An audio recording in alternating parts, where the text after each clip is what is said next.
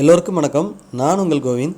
இந்த வார வீடியோவில் நம்ம என்ன பார்க்க போகிறோம்னா, மியூச்சுவல் ஃபண்டில் லம்சமாக முதலீடு பண்ணுறதுக்கு எது சரியான நேரம், அதை எப்படி கண்டுபிடிக்கிறது, அதே மாதிரி எஸ்ஐபி மூலிமா முதலீடு பண்ணுறதுக்கு எது சரியான நேரம், அதை எப்படி கண்டுபிடிக்கிறது. இதை ரெண்டு விஷயத்தை பற்றி தான் பார்க்க போகிறோம். பர்டிகுலராக ஏன் இந்த ரெண்டு விஷயத்தை பற்றி பார்க்க போகிறோன்னா, நம்மளோட வியூவர்ஸும் சப்ஸ்கிரைபர்ஸும் ரிப்பீட்டடாக மெயில் மூலியமாகவும் அண்டு சேட்லேயும் நம்மகிட்ட கேட்ட கொஸ்டின் என்னென்னா, மியூச்சுவல் ஃபண்டில் நான் இப்போ இன்வெஸ்ட் பண்ணணும்னு நினைக்கிறேன், அது லம்சமாக பண்ணலாமா இல்லை எஸ்ஐபியே பண்ணலாமா, இந்த மாதிரி தான் கேட்டுட்டு இருந்தாங்க. ஸோ அவங்களுக்கு ஒரு விளக்கம் கொடுக்கணுங்கிறதுக்காகவும், இல்லை புதுசாக மார்க்கெட்டுக்கு வர நியூ இன்வெஸ்டருக்கும் இது தெளிவான ஒரு விளக்கமாக இருக்கணுங்கிறதுக்காகவும் இந்த வீடியோ போஸ்ட் பண்ணுறோம். லாஸ்ட்டாக பார்த்திங்கன்னா நம்ம மிட் கேப் ஃபண்டு, அதாவது டாப் 6 மிட் கேப் ஃபண்டுக்காக ஒரு வீடியோ போட்டிருந்தோம். அதில் HDFC mid cap fund one of the fund. அந்த ஃபண்டோட ஒரு 8 வருஷம் டேட்டாவை எடுத்திருக்கேன் நான். அதில் எப்போல்லாம் நம்ம லம்சம் முதலீடு பண்ணியிருக்கலாம், இல்லை எப்போல்லாம் எஸ்ஐபி ஸ்டார்ட் பண்ணியிருக்கலாம் அப்படிங்கிற ஒரு விளக்கத்தை பார்த்தரலாம். அதுக்கு முன்னாடி இந்த ஃபண்டோட டீட்டெயில்ஸ் மட்டும் பார்த்துட்டு வந்துடலாம். இந்த ஃபண்டு பார்த்திங்கன்னா 2013 ஜனவரி 1ஆம் தேதியில் லான்ச் பண்ணியிருக்காங்க. இவங்களோட எக்ஸ்பென்ஷன் ரேஷியோ பார்த்திங்கன்னா 0.83% இருக்குது. இவங்களோட benchmark Nifty mid cap 150 TRIA பெஞ்ச் மார்க்காக வச்சுருக்காங்க. இவங்களோட என்ஏவி ப்ரைஸ் பார்த்திங்கன்னா கரண்ட்டாக 163 இருக்குது. ஃபண்ட் சைஸ் பார்த்திங்கன்னா 52,137 கோடி இவங்களோட ஃபண்ட் சைஸாக இருக்குது. மினிமம் எஸ்ஐபி ஸ்டார்ட் பண்ணணும்னா இவங்ககிட்ட ₹100 இருந்தாலே ஸ்டார்ட் பண்ணலாம். அதே மாதிரி லம்சம் ஸ்டார்ட் பண்ணுறதுக்கும் வெறும் ₹100 இருந்தாலே லம்சம்லையும் இன்வெஸ்ட் பண்ணலாம். இவங்களோட எக்ஸிட் லோடு பார்த்திங்கன்னா 1 இயர்க்குள்ளே இந்த ஃபண்டில் வந்து நம்ம எக்ஸிட் பண்ணோன்னா 1% எக்ஸிட் லோடு இருக்குது. அதுக்கப்புறம் இவங்களோட போர்ட்ஃபோலியோ பார்த்துடலாம். போர்ட்ஃபோலியோவில் 68 ஸ்டாக் இவங்க ஹோல்ட் பண்ணுறாங்க. டாப் 5 ஸ்டாக்கோட வெயிட்டேஜ் 16% வச்சுருக்காங்க. டாப் 10 ஸ்டாக்கு 31% வச்சுருக்காங்க.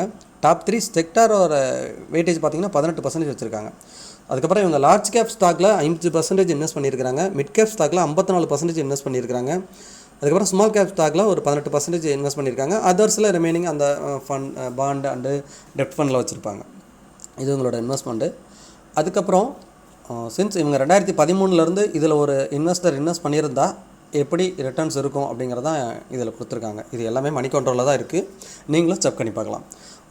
ஒரு 10,000 rupees ஒருத்தர் 2013 இன்வெஸ்ட் பண்ணிவிட்டு இது வரைக்கும் வெயிட் பண்ணியிருந்தாருன்னா 769% ரிட்டர்னில் இருப்பார். அதாவது இப்போது அவர் கையில் 86,974 ரூபா இருக்கும். ஸோ 7 times ரிட்டர்ன்ஸ் பார்த்துருப்பார். இதுவே 2014 இன்வெஸ்ட் பண்ணியிருந்தாலும் 7 times ரிட்டர்ன் பார்த்துருப்பார்.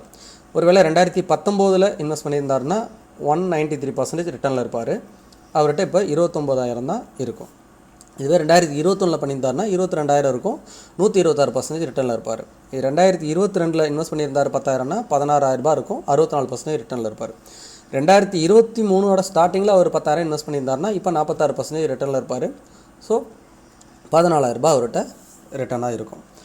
இது பார்த்திங்கன்னா இயர் ஆன் இயர் ரிட்டர்ன் கிடையாது, குமுலேட்டிவ் ரிட்டர்ன். இந்தந்த வருஷத்தில் இன்வெஸ்ட் பண்ணியிருந்தால் இப்போ வரைக்கும் என்ன ரிட்டர்ன் இருக்கும் அப்படிங்கிறதான் இதை கொடுத்துருக்காங்க. இப்போது நம்ம அந்த 8 வருஷம் டேட்டாவை பார்க்குறதுக்கு முன்னாடி இவங்களோட பெஸ்ட்டு குவார்ட்டர்ஸ் ரிப்போர்ட் என்ன, வர்ஸ்ட்டு குவார்ட்டர்ஸ் ரிப்போர்ட் என்ன அப்படிங்கிறத பார்த்தலாம். இவங்களோட பெஸ்ட்டு பார்த்திங்கன்னா 2020 குவார்ட்டர் 2ல் 24% ரிட்டர்ன் கொடுத்துருக்காங்க பெஸ்ட்டாக. அப்போ நிஃப்டியுமே 24% ரிட்டர்ன் கொடுத்துருக்கு. அதே 2023 குவார்ட்டர் 2ல் 19% ரிட்டர்ன் கொடுத்துருக்காங்க. நிஃப்டி 10% ரிட்டர்ன் கொடுத்துருக்கு. 2020 குவார்ட்டர் 4லையும் 18% ரிட்டர்ன் கொடுத்துருக்காங்க. நிஃப்டி 22% ரிட்டர்ன் கொடுத்துருக்கு. இவங்களோட ஒஸ்ட்டு சினாரியோன்னு பார்த்தோன்னா 2018 குவார்ட்டர் 1 பார்த்திங்கன்னா -7% ரிட்டர்னு. நிஃப்டியும் அந்த குவார்ட்டரில் -2% ரிட்டர்னு. இப்போ 2020 குவார்ட்டர் 1ல் பார்த்திங்கன்னா 27% மைனஸ் ரிட்டர்ன் கொடுத்துருக்காங்க. அப்போ நிஃப்டி 29% மைனஸ் ரிட்டர்ன். இது கொரோனா டவுன். 2020 குவார்ட்டர் 1ங்கிறது கொரோனா அந்த வருஷம். அப்போ பார்த்திங்கன்னா குவார்ட்டர் 2 2022 -8% ரிட்டர்ன் கொடுத்துருக்காங்க. நிஃப்டி -10% ரிட்டர்ன் கொடுத்துருக்கு. ஓகே, இப்போ நம்ம ஒரு 8 வருஷம் 2016 23 வரைக்கும் இவங்க குவார்ட்டர் ஆன் குவார்ட்டர் என்ன ரிப்போர்ட் கொடுத்துருக்காங்க, இப்போ எப்படிலாம் நம்ம இதில் லம்சமாக ஸ்டார்ட் பண்ண கண்டுபிடிச்சிருக்கலாம், இல்லை எஸ்ஐபி ஸ்டார்ட் பண்ணியிருக்கலாம் எப்படி அப்படிங்கிறத இது மூலிமா பார்ப்போம். அதுக்கு முன்னாடி இவங்க ஒவ்வொரு இயரும் எவ்வளோ ரிட்டர்ன் கொடுத்துருக்காங்கன்னு இப்போ பார்ப்போம். நம்ம குமுலேட்டிவாக அதுக்கு முன்னாடி இன்வெஸ்ட் பண்ணியிருந்தால் இப்போ 7 times ரிட்டர்ன் வாங்கியிருப்பார், 8 times ரிட்டர்ன் வாங்கியிருப்பாருன்னு பேசுவோம். இப்போ ஒவ்வொரு வருஷத்துக்கும் இவங்க எவ்வளோ ரிட்டர்ன் கொடுத்துருக்காங்கன்னு பார்க்கலாம். 2016 இந்த டாப்பில் பாருங்கள் 11% ரிட்டர்ன் கொடுத்துருக்காங்க. அதுவே நிஃப்டி பார்த்திங்கன்னா வெறும் 2% ரிட்டர்ன் கொடுத்துருக்காங்க. 2017 பாருங்கள் 43% ரிட்டர்ன் கொடுத்துருக்காங்க இவங்க. நிஃப்டி 27% ரிட்டர்ன் கொடுத்துருக்கு. 2018 10% ரிட்டர்ன் மைனஸில் கொடுத்துருக்காங்க.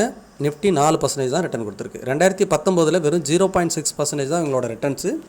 11% நிஃப்டி ரிட்டர்ன் கொடுத்துருக்கு. அதுக்கப்புறம் 2020 பார்த்திங்கன்னா இவங்க 22% ரிட்டர்ன் கொடுத்துருக்காங்க. நிஃப்டி 14% ரிட்டர்ன் கொடுத்துருக்கு. 2021 பார்த்திங்கன்னா இவங்க 37% ரிட்டர்ன் கொடுத்துருக்குறாங்க.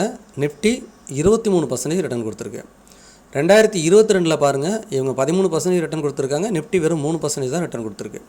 2023 பாருங்கள், இவங்க 43% ரிட்டர்ன் கொடுத்துருக்காங்க. நிஃப்டி 20%, அரௌண்டு 19.48% ரிட்டர்ன் கொடுத்துருக்கு. இதில் நான் இப்போ எல்லோவில் மார்க் பண்ணியிருக்கேன் பாருங்கள், அந்த எல்லோவில் ஃபில் பண்ணியிருக்கேன். அந்த வருஷம்லாம் ரொம்ப ஹை ரிட்டர்ன் கொடுத்துருக்காங்க. அதாவது இந்த 8 வருஷத்தில் வெறும் 3 வருஷம் மட்டும்தான் அவங்க ஹை ரிட்டர்ன் கொடுத்துருக்காங்க. அதாவது 2017 ஒரு 43% ரிட்டர்ன் கொடுத்துருக்காங்க.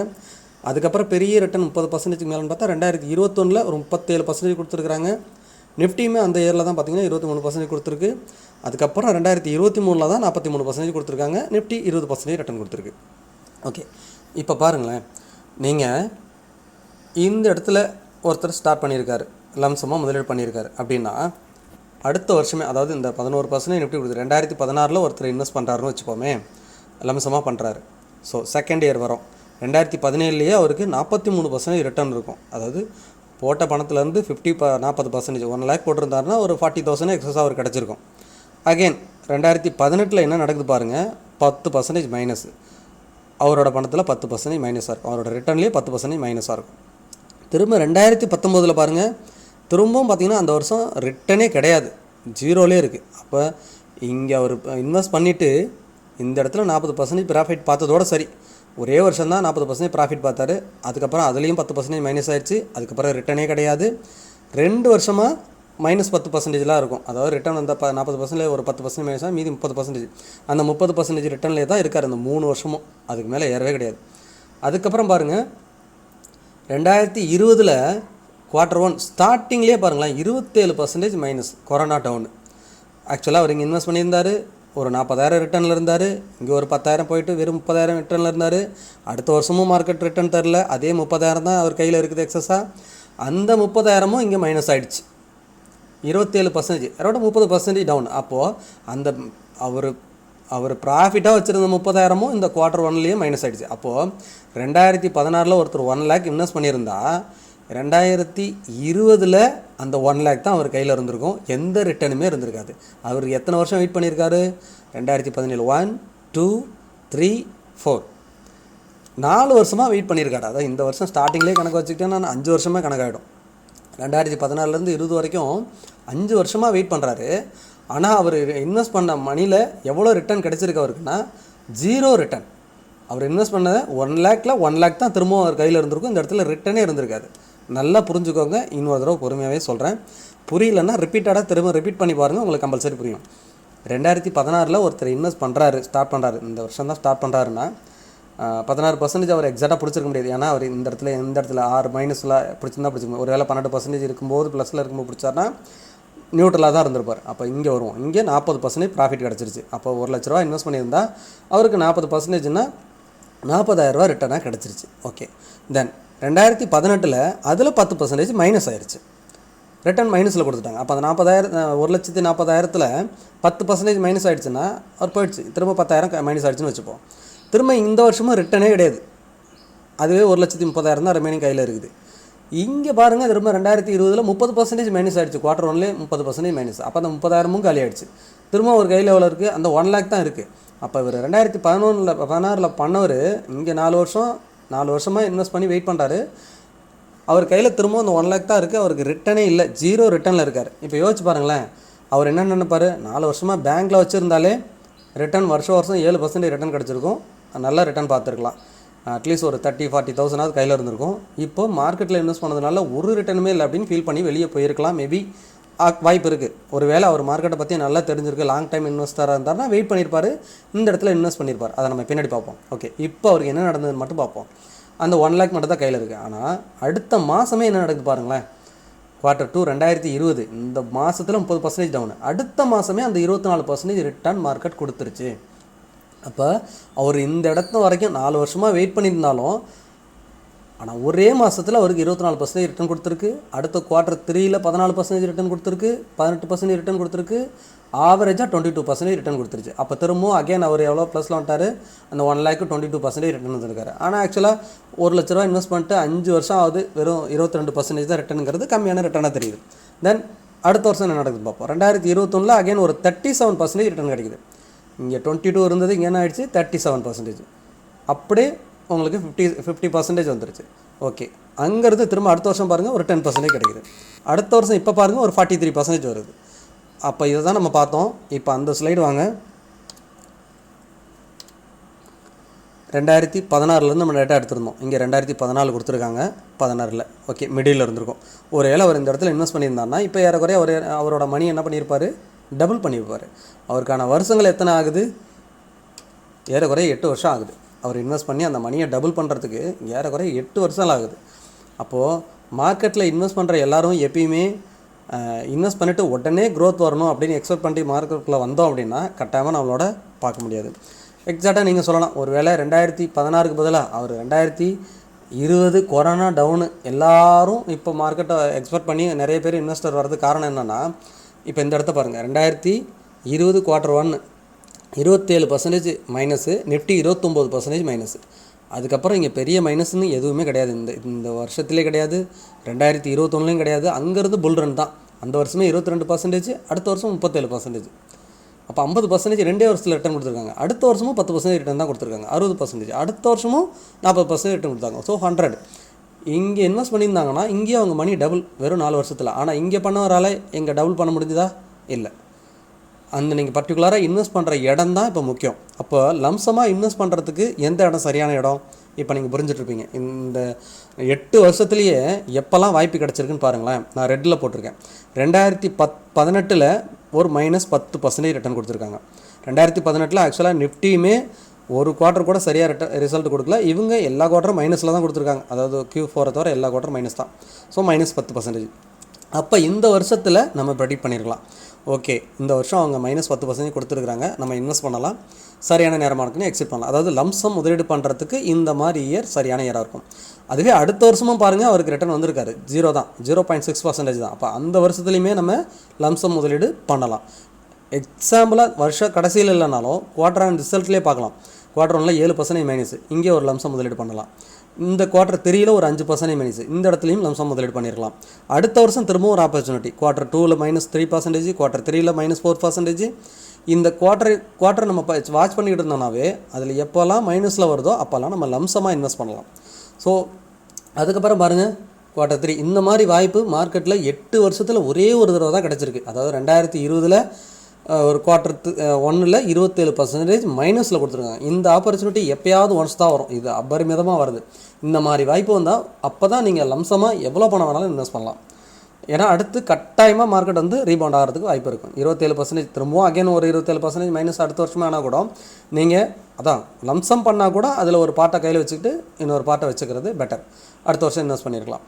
அதுக்கப்புறம் பாருங்கள், கொரோனாக்கு அப்புறம் நம்ம 2020க்கு அப்புறம் 2022 ஒரு சான்ஸ் கிடச்சிருக்கு. நீங்கள் மார்க்கெட்டே பார்த்தீங்கன்னா தெரிஞ்சிருக்கும், 2022 நிஃப்டி வெறும் 3% தான் ரிட்டனே கிடையாது, நியூட்ரலாகவே ரேஞ்ச் பவுண்டாகவே இருந்துச்சு. ஸோ அந்த இயர்லேயே கூட இவங்க 13% ரிட்டர்ன் கொடுத்துருக்காங்க. இருந்தாலும் ஒரு வாய்ப்பு கிடச்சிருக்கு. நிஃப்டி Q2 10% மைனஸ் கரெக்டாக இருந்துச்சு. நீங்கள் அந்த நிஃப்டியோட சார்ட் எடுத்து பார்த்தீங்கன்னா தெரியும், 2022 Q2 பார்த்தீங்கன்னா நிஃப்டி கரெக்டாக இருக்கும் 10%. ஸோ அப்போ இவங்களும் -8% லாஸில் மேக் பண்ணியிருக்காங்க. ஸோ அந்த டைமில் நீங்கள் இன்வெஸ்ட் பண்ணியிருக்கலாம். அதுக்கப்புறம் 2023 பார்த்தீங்கன்னா -2% ஸ்டார்டிங்லேயே கொடுத்துருக்காங்க. ஆனால் அதுக்கப்புறம் இந்த மாதிரி வாய்ப்பு வரவே கிடையாது. ஒருவேளை நீங்கள் நினைக்கலாம், நான் நல்ல வருஷம் இன்வெஸ்ட் பண்ணலை, இந்த இடத்துல 22% கொடுத்துருக்காங்க, அதனால் மைனஸே இல்லைன்ட்டு நான் இன்வெஸ்ட் பண்ணாமல் விட்டுட்டேன், இந்த 3 மாதம் தான் வந்திருக்கேன், இன்வெஸ்ட் பண்ணலை அப்படின்னா இங்கே பார்த்தீங்கன்னா 37% கொடுத்துட்டாங்க, இதை நான் மிஸ் பண்ணிட்டேனே அப்படின்னா கம்பல்சரி மார்க்கெட் ப்ளஸ்லேயே தான் கொடுத்துட்ருக்கோம் அப்படின்னு சொல்ல முடியாது. கம்பல்சரி ப்ளஸில் கொடுத்தா அடுத்த இயர் மைனஸில் கொடுக்கணும் உங்களால் சொல்ல முடியாது, யாராலையும் ப்ரெடிக்ட் பண்ண முடியாது. அதனால் மார்க்கெட்டை நீங்கள் மிஸ் பண்ணிடுவீங்க அப்படின்னு ஃபீல் பண்ணால் எஸ்ஐபிங்கிறது நீங்கள் எந்த இடத்துல வேணால் ஸ்டார்ட் பண்ணலாம். மார்க்கெட் ஹையில் இருந்தாலும் ஸ்டார்ட் பண்ணலாம், லோவில் இருந்தாலும் ஸ்டார்ட் பண்ணலாம். மேபி கரெக்டாக ஒன்று கம்பல்சரி நீங்கள் மார்க்கெட் ரொம்ப ஹை வேல்யூவேஷனில் இருக்குது, நமக்கே தெரியுது, எல்லாத்துக்குமே தெரியுது, கரெக்டாகும்னு நினைக்கிங்கன்னா ஓகே வெயிட் பண்ணலாம். இல்லைனா எஸ்ஐபியில் ஸ்டார்ட் பண்ணுறதுக்கு நீங்கள் வெயிட் பண்ணது தேவையில்லை, எந்த இடத்துல வேணால் ஸ்டார்ட் பண்ணலாம். ஏன்னா இங்கே யோசிச்சு பாருங்களேன், எஸ்ஐபியில் இவருங்க 2018 ஸ்டார்ட் பண்ணுறாருன்னா மைனஸே தான் பார்த்துட்டு இருப்பார், லாஸே கிடையாது. ஆனால் அவருக்கு வாய்ப்பு கிடச்சிட்டே இருக்கும், இன்னும் ப்ரைஸ் சீப்பாக கிடச்சிட்டே இருக்குது, அவர் எஸ்ஐபியில் வாங்கிட்டே இருக்கலாம். அடுத்த வருஷத்துலையும் பார்த்திங்கன்னா பெருசாக ரிட்டர்ன் கிடையாது, அவருக்கு வாய்ப்பு கிடச்சிட்டே இருக்குது, இன்வெஸ்ட் பண்ணிகிட்டே இருக்கலாம். திரும்பவும் வாய்ப்பு கிடைக்குது, இன்வெஸ்ட் பண்ணுறாரு. ஆனால் அதுக்கப்புறம் பாருங்கள், அவர் போட்ட எஸ்ஐபி பணம்லாம் இங்கே பல மடங்கு உயர்ந்திருக்கும். 22%, 37%, 13%, 43% உயர்ந்துகிட்டே இருக்கும். அதுவே நம்ம லம்சமாக தான் இன்வெஸ்ட் பண்ணணும் அப்படின்னு வெயிட் பண்ணிட்டு இருந்தோம்னா வாய்ப்பெல்லாம் மிஸ் பண்ணிடும், இந்த மார்க்கெட்டோட ரேலியெல்லாம் மிஸ் பண்ணியிருப்போம். இப்போ நீங்கள் என்ன புரிஞ்சுக்கலாம்னா எஸ்ஐபி இன்வெஸ்ட் பண்ணுறதுக்கு எந்த இடத்துல வேணால் பண்ணலாம். ஏன்னா நீங்கள் பெரிய முதலீடாக பண்ண போகிறதுல இந்த மாதம் 2000 பண்ணிங்கன்னா அடுத்த மாதமும் 2000 பண்ணுவீங்க, அடுத்த மாதமும் 2000 பண்ணுவீங்க, உங்களோட ஆவரேஜ் ப்ரைஸ் கீழே வந்துகிட்டே இருக்கும். அதனால் எஸ்ஐபிக்கு ஸ்டார்ட் டைமுங்கிறது எப்போ வேணால் நீங்கள் ஸ்டார்ட் பண்ணலாம். இதுவே லம்சம் முதலீடுக்கு கம்பல்சரி நீங்கள் வந்துட்டு எந்த இடத்துல முதலீடு பண்ணுறீங்கிறத யோசித்து தான் முதலீடு பண்ணணும். ஒரு பீக் இடத்துல போய்ட்டு இன்வெஸ்ட் பண்ணிட்டீங்க அப்படின்னா அங்கேருந்து மார்க்கெட் ஒரு 27% இந்த மாதிரி கரெக்ட் ஆகுது, அந்த மாதிரி அப்படிங்கிறப்ப நீங்கள் இன்வெஸ்ட் பண்ண மணி கம்பல்சரி லாஸில் தான் இருக்கும். திரும்பவும் நீங்கள் லம்சம் முதலீடு பண்ணுற பணம் இருந்துச்சுன்னா ஒருவேளை ஆவரேஜ் பண்ண முடியும், ஆவரேஜ் பண்ண முடியலைன்னா திரும்ப இந்த மாதிரி பல வருடங்கள் வெயிட் பண்ணணும். இங்கே 2010 அவர் இன்வெஸ்ட் பண்ணிட்டாரு அப்படின்னா இந்த வருஷமும் ரிட்டர்ன் இல்லை, அடுத்த வருஷமும் ரிட்டர்ன் இல்லை, அடுத்த வருஷமும் கூட ஸ்டார்டிங்லேயே 30% மைனஸு. ஸோ 2-3 வருஷம் வெயிட் பண்ணி அதுக்கப்புறம் தான் அவரோட போட்ட மணி நியூட்ரலுக்கே வரும், மைனஸ்லேருந்து நியூட்ரலுக்கே வரும். ஸோ அது வரைக்கும் ஒருத்தர் வெயிட் பண்ண முடியுமா அப்படின்னா நீங்கள் தான் யோசிக்கணும். ஏன்னா நம்ம லம்சம் இன்வெஸ்ட்மெண்ட் பண்ணுறது வந்துட்டு கட்டாயமாக நீங்கள் மார்க்கெட்டோட வாட்ச் பண்ணணும். இதுக்கப்புறம் இந்த ஃபண்டில் எப்போ பண்ணலாம், இப்போ பண்ணலாமான்னா யோசிச்சு பாருங்களேன். இந்த ஃபண்டில் ஏறக்குறைய லாஸ்ட்டு 4 இயரில் 22%, 37%, 13%, 43% ரிட்டர்ன் கொடுத்துட்டே இருக்காங்க. அப்போது மைனஸ் வாய்ப்பே கொடுக்கல இவங்க. மேபி இந்த மாதிரி ஒரு வாய்ப்பு எப்போல்லாம் ஒரு குவார்ட்டர் ரிசல்ட் வாட்ச் பண்ணுங்கள், ஒரு 10% இந்த குவார்ட்டர் ரிசல்ட் மைனஸ் ஆகுதுன்னு நீங்கள் பார்த்தீங்கன்னா அந்த இடத்துல எஸ்ஐபி பண்ணுறதுக்கு கரெக்டான இடம். நீங்கள் எஸ்ஐபி கிடையாது, லம்சம் முதலீடு பண்ணுறதுக்கு. லம்சமாக முதலீடு பண்ணுறீங்கன்னா இந்த ஃபண்டை நீங்கள் எந்த மியூச்சுவல் ஃபண்ட் எடுத்துக்கிட்டாலும் சரி, மிட் கேப்போ, லார்ஜ் கேப்போ அண்ட் ஸ்மால் கேப்போ, அதை ஒவ்வொரு குவார்ட்டர் ரிசல்ட்டும் நீங்கள் வாட்ச் பண்ணுங்கள். ஒரு 3 மாதத்துக்கு ஒருக்கா அவங்க ப்ளஸில் இருக்காங்களா, மைனஸில் இருக்காங்களா, 3 மாதத்துக்கு பின்னாடி அவங்க என்ன என்ஐவி இருந்தது, இப்போ என்ஐவி ப்ரைஸ் என்ன இருக்குது, அதை பார்த்தீங்கன்னாவே தெரிஞ்சிடும். ஓகே 10% கரெக்டாக இருக்குது. ஒரு 100 ரூபாய் என்ஐவி இருந்து ஒரு 90 ரூபாய் இறங்கியிருந்ததுன்னா 10% கரெக்டாக இருக்குன்னு அர்த்தம். அவ்வளோதான், சிம்பிள். அப்போது அந்த இடத்துல ஒரு லம்சம் முதலீடு ஸ்டார்ட் பண்ணலாம். லம்சமாக முதலீடு பண்ணுறது கூட ஒரு 3 பார்ட்டாவோ அல்லது 4 பார்ட்டாவோ பிரிச்சுக்கணும். ஒரு 1 lakh இன்வெஸ்ட் பண்ணுறீங்க அப்படின்னா ஒரு 25,000 or 30,000 இன்வெஸ்ட் பண்ணிட்டு ரிமைனிங் கையில் வச்சுக்கணும். அடுத்ததும் திரும்ப ஒரு வாய்ப்பு ஒரு 80%, 10% கரெக்ட் ஆகுதுன்னா அந்த இடத்துல திரும்ப 30% இன்வெஸ்ட் பண்ணணும். திரும்ப ஒரு வாய்ப்பு கிடைச்சது எப்போயாவதுன்னா அப்போது ஒரு 30% இன்வெஸ்ட் பண்ணணும். ஸோ இந்த மாதிரி நீங்கள் பகுதியாக பிரிச்சுட்டு எப்போல்லாம் ஒரு 10% மினிமம் கரெக்ஷன் கிடைக்குதோ அப்போயாவது இன்வெஸ்ட் பண்ணுறது இஸ் பெட்டர். 10% மேலே இந்த மாதிரி 27%லாம் கிடைக்குதுங்கிறப்ப ரொம்ப ஆப்பர்ச்சுனிட்டி, நீங்கள் தாராளமாக லம்சமாக இன்வெஸ்ட் பண்ணலாம். இப்போ இந்த வீடியோவிலேருந்து உங்களுக்கு புரிஞ்சிருக்கும் நம்ம எப்போல்லாம் லம்சம் முதலீடு பண்ணுறதுக்கு சரியான நேரம்னு. ஆக்சுவலாக 2023 அந்த மாதிரி ஒரு வாய்ப்பே கிடைக்கல. 2024 அந்த மாதிரி வாய்ப்பு கிடைக்கதா நம்ம வெயிட் பண்ணுவோம். 2024 இதுபோல் ஒரு 10% கரெக்ட் ஆகுதுன்னா நம்ம அந்த இடத்துல லம்சம் இன்வெஸ்ட் பண்ணுறதுக்கு ஸ்டார்ட் பண்ணலாம். ஆனால் எஸ்ஐபி மூலிமா முதலீடு பண்ணுறதுக்கு நம்ம எப்போ வேணால் ஸ்டார்ட் பண்ணலாம். ஒரு வேளை அடுத்த வருஷமும் மார்க்கெட் 2024 நமக்கு வாய்ப்பே கொடுக்கல, இந்த மாதிரி ரிட்டர்ன் பெஸ்ட்டாகவே கொடுக்குறாங்கன்னா நீங்கள் ரேலியை மிஸ் பண்ணுவீங்கன்னு ஃபீல் பண்ணிங்கன்னா எஸ்ஐபி மூலிமா மாதம் 2000 5000 நீங்கள் உங்களோட தகுதிக்கு தகுந்த மாதிரி இன்வெஸ்ட் பண்ணலாம். இப்போ உங்களுக்கு புரிஞ்சிருக்குன்னு நினைக்கிறேன். எஸ்ஐபிங்கிறது இறுதியாக நம்ம 2 விஷயத்தையும் பார்த்துட்டோம். எஸ்ஐபிங்கிறது மார்க்கெட்டில் எப்போ வேணால் இன்வெஸ்ட் பண்ண ஸ்டார்ட் பண்ணலாம். ஒரு வேளை ரொம்ப ஹை பீக்கில் இருக்குன்னு ஃபீல் பண்ணிங்கன்னா இன்னும் கொஞ்சம் கரெக்ட் ஆகட்டும், அதுக்கப்புறம் எஸ்ஐபி ஸ்டார்ட் பண்ணிக்கலாம்னு கொஞ்சம் இறங்கினதுக்கப்புறம் எஸ்ஐபி ஸ்டார்ட் பண்ணுங்கள். லம்சம் முதலீடு பண்ணுறதுக்கு கம்பல்சரி எந்த ஒரு ஃபண்டுமே ஒரு குவார்ட்டரில் அட்லீஸ்ட் ஒரு 7 to 8% அல்லது 10% கரெக்டாக இருந்தால் அது இன்வெஸ்ட் பண்ணுறதுக்கு சரியான நேரமாக இருந்திருக்கும் நான் ஃபீல் பண்ணுறேன். உங்களோட கருத்துக்களை பதிவிடுங்க. கட்டாயமாக இந்த வீடியோ உங்களுக்கு பிடிச்சிருக்குன்னு நினைக்கிறேன். சப்ஸ்கிரைப் பண்ணுங்கள், லைக் பண்ணுங்கள், உங்கள் ஃப்ரெண்ட்ஸ் அண்ட் ஃபேமிலிக்கு ஷேர் பண்ணுங்கள். நீங்கள் கொடுக்குற சப்போர்ட் தான் எங்களை அடுத்தடுத்த நல்ல வீடியோ போஸ்ட் பண்ணுறதுக்கு எங்களோட மோட்டிவேட் பண்ணோம். நன்றி, வணக்கம். மீண்டும் இதே நாள் இதே நேரம் அடுத்த வாரம் உங்களை சந்திக்கிறேன். உங்கள் கோவிந்த்.